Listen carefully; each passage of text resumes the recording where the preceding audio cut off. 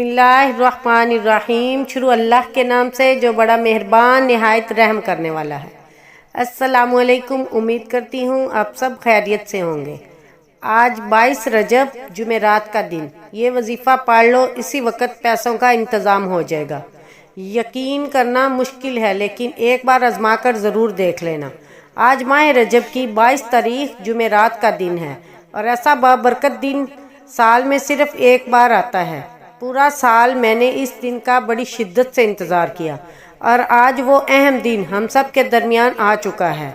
22 रजब जुमेरात के दिन ये वजीफ़ा पढ़ते साथ ही अल्लाह रब्बुल इज़्ज़त आपके पूरे साल के दिन फेर देंगे, आपके तमाम नसीबों को मुकद्दरों को खोल देंगे, रास्तों की तमाम रुकावटों को हटा देंगे, आपको कामयाबियों की तरफ ले जाया जाएगा। आज जो शख्स भी इस ख़ास वजीफ़े को पढ़ेगा, अल्लाह रब्बुल इज़्ज़त इसके मामलात को बेहतर कर देंगे और गैब से आवाज़ आएगी कि आओ अपना रिज़्क ले जाओ। ये सब वजीफ़ा करोड़ों का है। आज ये वजीफ़ा पढ़ने के बाद आपके मुकद्दर में ये तमाम के तमाम रकम लिख दी जाएगी। आज माह रजब का बहुत ही ख़ास दिन है, अहमियत वाला दिन है और ये महीना इस्लामी साल का 7वां महीना है।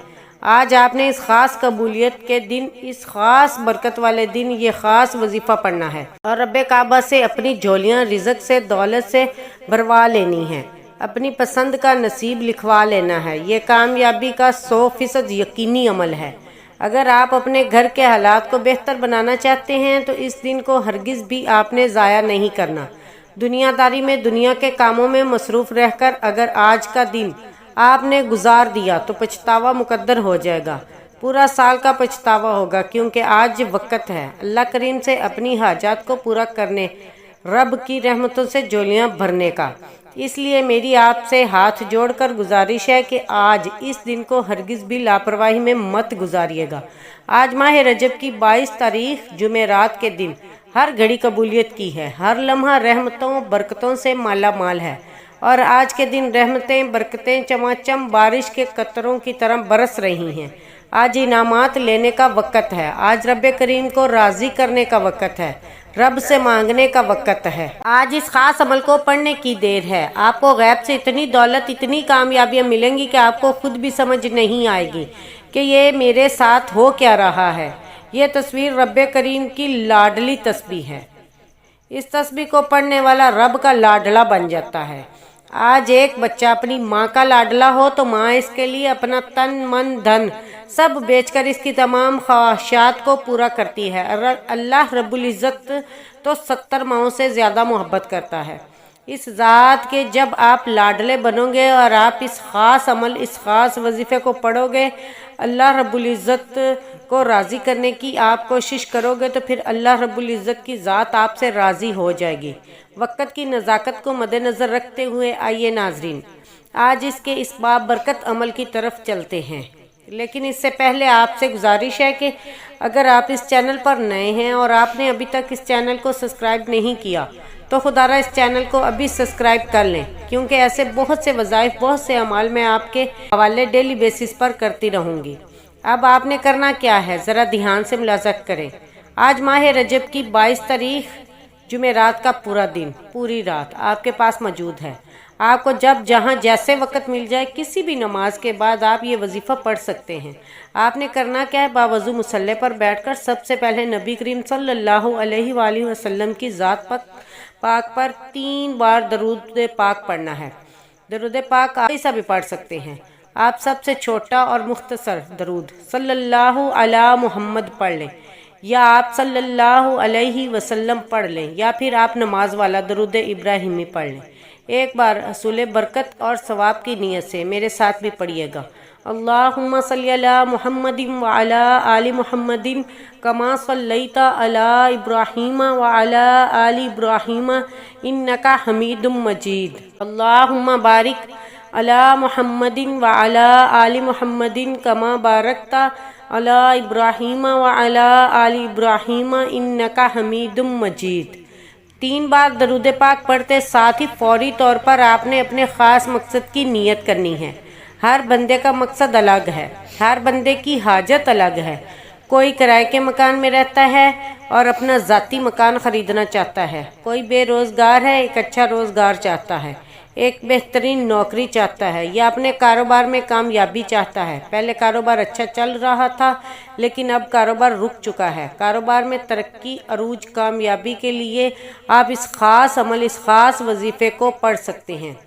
آپ اپنے گھر کے حالات کو بہتر بنانے کے لیے بھی پڑھ سکتے ہیں، جلد شادی کے اسباب کے لیے بھی پڑھ سکتے ہیں۔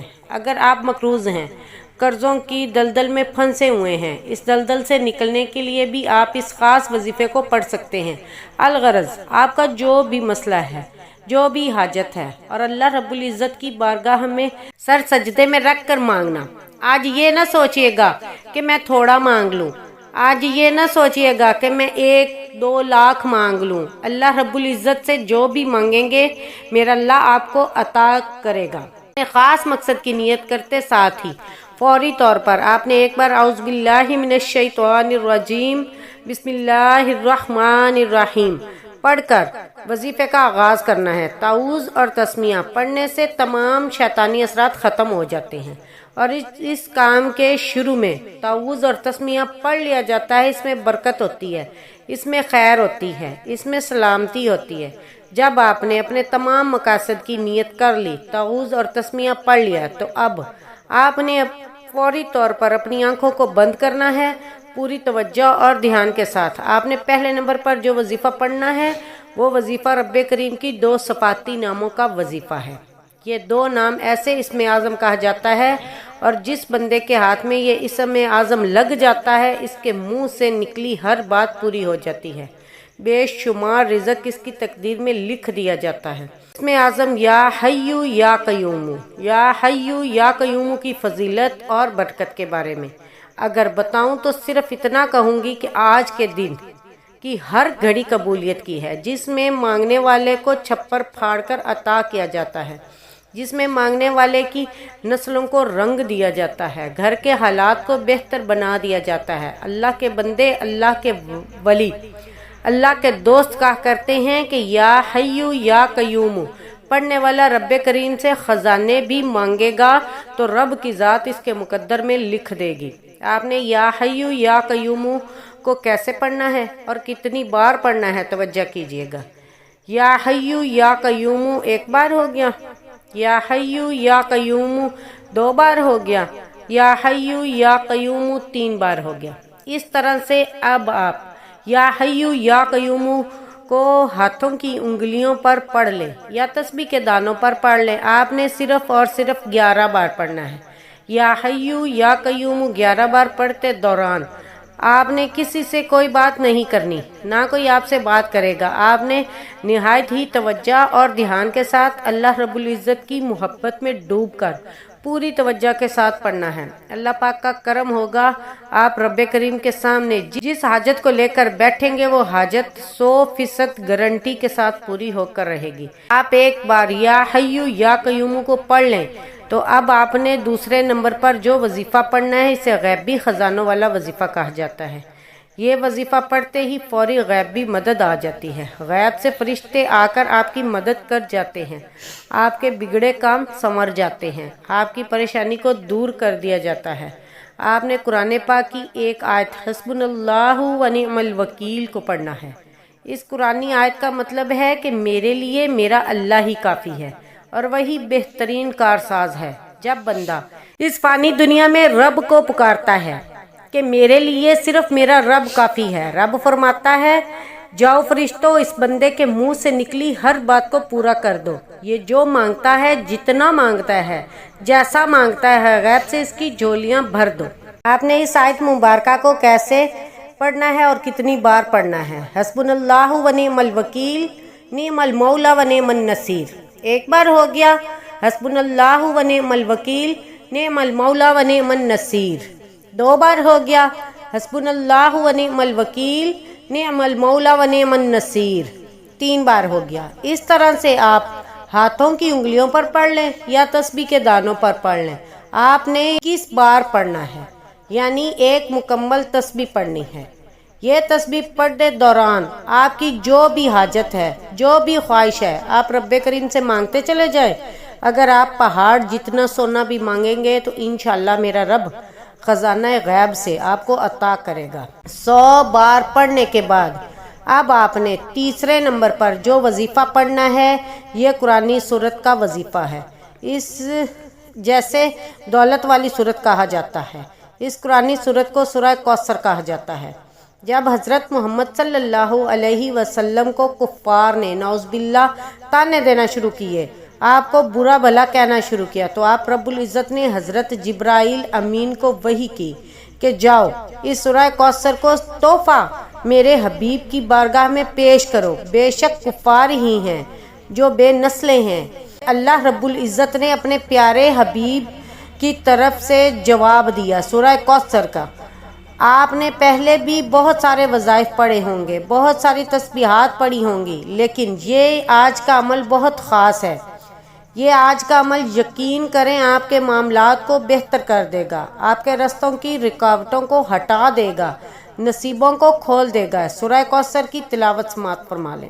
اعوذ باللہ من الشیطان الرجیم، بسم اللہ الرحمن الرحیم۔ انا اعطیناک الکوثر فصل لربک وانحر ان شانئک ھو الابتر۔ آپ نے سورہ کوثر کو صرف اور صرف 36 بار پڑھنا ہے، ہر بار بسم اللہ کے ساتھ پڑھنا ہے۔ اگر ہم پر ایک بار نظر رحمت ہو جائے تو وہ پوری زندگی کے لیے کافی ہے۔ بس آپ نے نماز کو بتائے گئے طریقے سے پڑھنا ہے، آرام آرام سے پڑھنا ہے، جلد بازی میں نہیں پڑھنا، بلکہ لوگ جلدی بہت کرتے ہیں۔ دیکھیں جو بندہ جلدی کرتا ہے نا وہ بندہ کبھی کامیاب نہیں ہو پاتا، کیونکہ اس کی ترتیب صحیح نہیں ہوتی، اس کا دھیان، اس کی توجہ نہیں ہوتی۔ لیکن آپ پورے دھیان اور توجہ کے ساتھ یہ وظیفہ پڑھیے گا۔ جب آپ یہ تینوں اعمال بتائے گئے طریقے اور ترتیب کے ساتھ پڑھ لیں تو آخر میں پھر 3 بار درود پاک پڑھیے گا جو آپ نے عمل کے شروع میں پڑھا تھا۔ اب آپ کا عمل مکمل ہو گیا۔ میں نے آپ کو وظیفے کا مکمل طریقہ اچھی طرح بتا دیا ہے کہ آپ نے کتنی بار پڑھنا ہے اور کیسے پڑھنا ہے۔ اب آپ نے کیا کرنا ہے؟ اب آپ نے اللہ تعالیٰ کے حضور خصوصی دعا مانگنی ہے اور اپنی ساری پریشانیاں، سارے مسائل اللہ کے سپرد کر دینے ہیں، اور رو رو کر، گڑ گڑا کر، سچے دل سے، پورے یقین کے ساتھ اللہ سے مانگنا ہے۔ اللہ پاک آپ کو خالی ہاتھ نہیں لوٹائے گا انشاءاللہ۔ ملتے ہیں کسی اگلی ویڈیو میں ایک نئے وظیفے کے ساتھ، تب تک کے لیے اللہ حافظ۔ السلام علیکم ورحمۃ اللہ وبرکاتہ۔